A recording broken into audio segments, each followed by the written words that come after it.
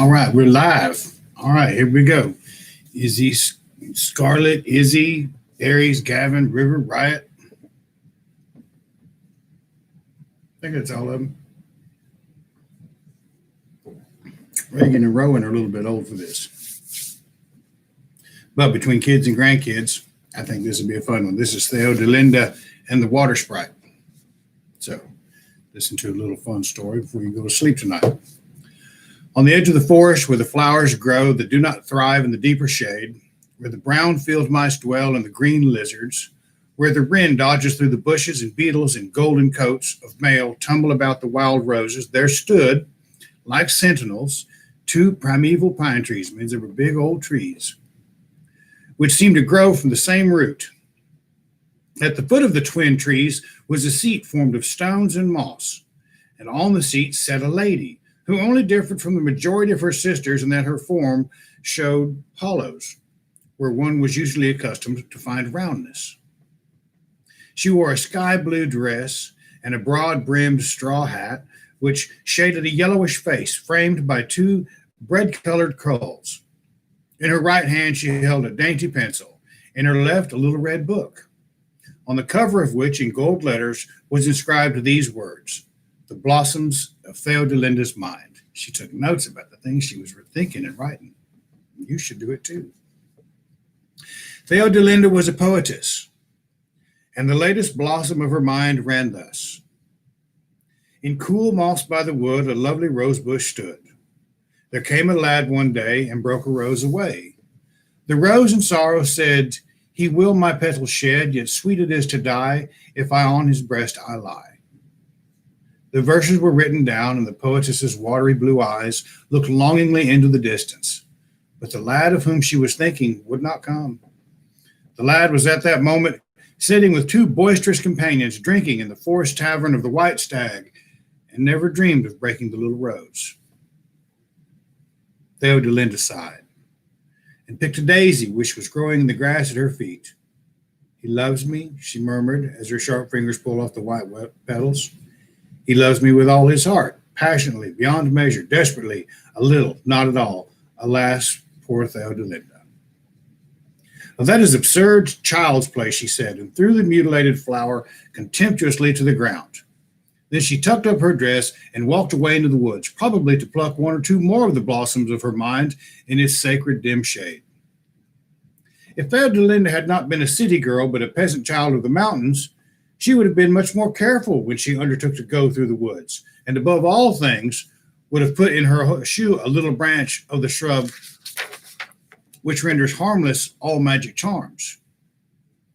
Then what came to pass would hardly have happened to her. But what could a poor city lass know about the secrets of the forest?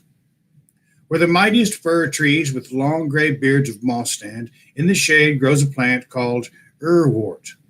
Nobody except the woodpecker, who knows all magic plants, has ever seen it.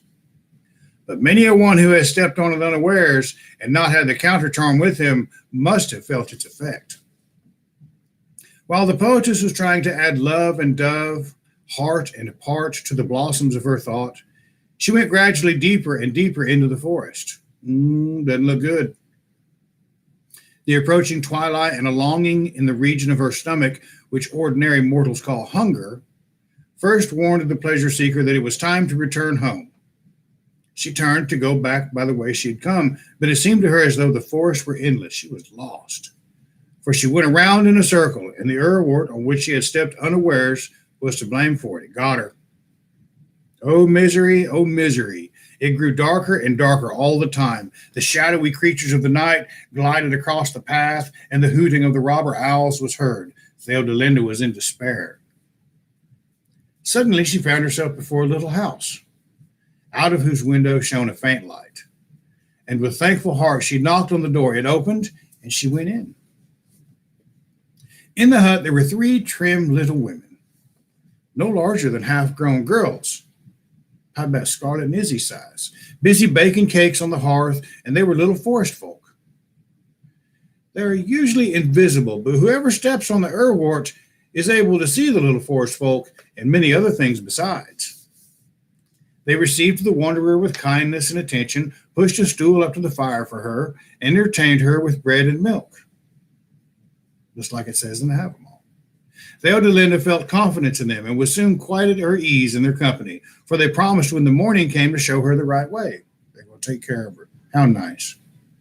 This was for once a real adventure, such as only a poet can meet with, thought Theodelinda, and she experienced the feeling of gentle horror mingled with satisfaction of a child listening to a ghost story, but it was going to be still better.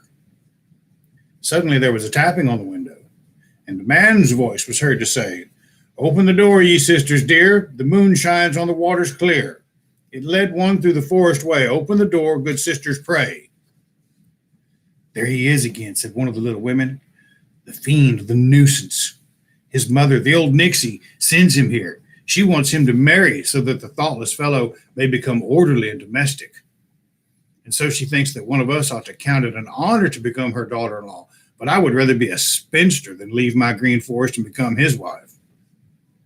"And so would I, and so would I," said the other two little women. But Theodelinda said not a word. "We must let him in," continued the first one. "That can do no harm. He is a very dangerous fellow, and we dare not arouse his anger." And with a sigh, she unbolted the door. Bad news. Here we go. The water sprite came in. He had a pretty face and a slender form. To be sure, he had green hair, but Miss Theodelinda thought it was very becoming to him. The guest looked somewhat disturbed when he discovered what a visitor the little folk had, but like a well-bred person, did not allow his displeasure to be noticed, and made himself as charming as only a water sprite knows how to be. Theodelinda was very talkative. She told about balls and the theater, and the water sprite listened patiently. Then he had to tell her something about himself, and he did it graciously.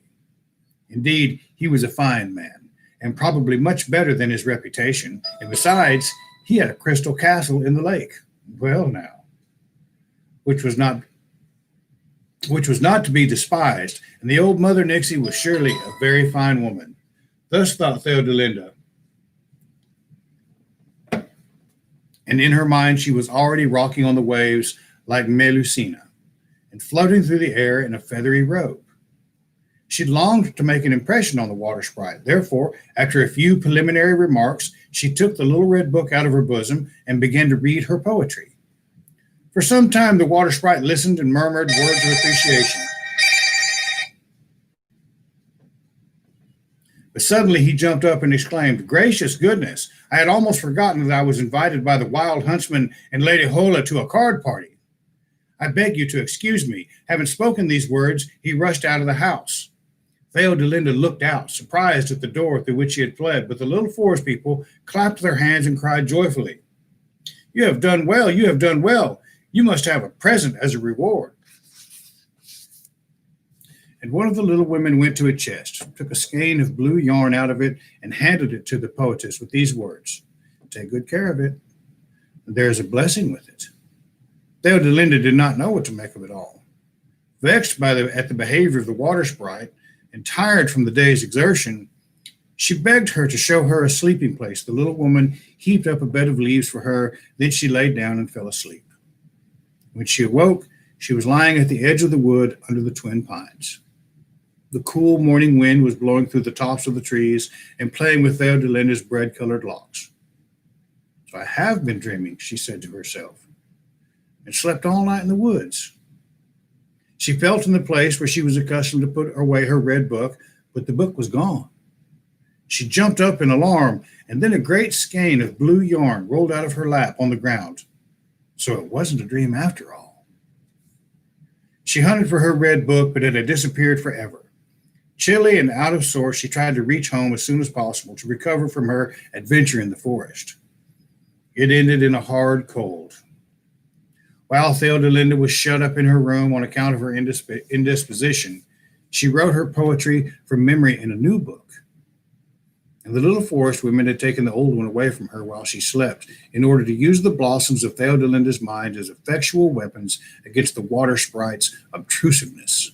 Indeed, that put an end to his visits, and soon after he married the daughter of a Nixie of a good family.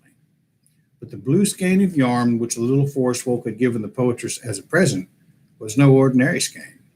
Unwind as much of it as you pleased, you would never come to the end.